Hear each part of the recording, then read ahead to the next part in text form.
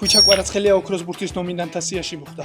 სიამ მსოფლიოს 30 საუკეთესო ფეხბურთელს აერთიანებს. აღსანიშნავია, რომ ჩამონა თვალში ყველაზე მეტი ფეხბურთელი სწორედ PSG-დან არის. კვარაცხელია ოქროს ბურთის ნომინანტებს შორის 2023 წელსაც მოხვდა.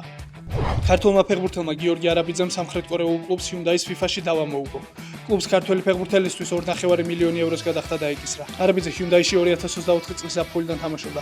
კონტრაქტის მიხედვით ის კლუბში 2027 წლის დეკემბრამდე უნდა დარჩენილიყო, თუმცა გუნდმა ქართველი მოთამაშე ზამთარშივე გაათავისუფლა, რადგან სხვა უცხოელი ფეხბურთელის აყვანა შესაძლებოდა. Hyundai აღნიშნული გადაწყვეტილების გასაჩივრებას აპირებს. უდინეზე ახალ წვეულის საბა გოგლიჩიძის ვიდეოს აქვეყნებს, სადაც ქართველი ფეხბურთელი მის ემოციებზე საუბრობს.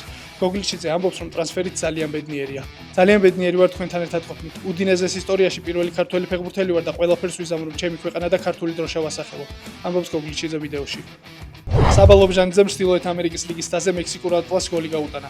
ქართულმა 33 წუთზე საჯარიმო დარტყმა ზუსტად შეასრულა და ანგარიში 3-მდე გაზარდა. საბოლოოდ ატლანტა იუნაიტედმა მექსიკური კლუბი 4-1 დაამარცხა, თუმცა თასის გათამაშებაზე რეგულარულ ცხრილში მე-13 ადგილი დაიკავა და პლეი-ოფში გასვლა ვერ შეძლო.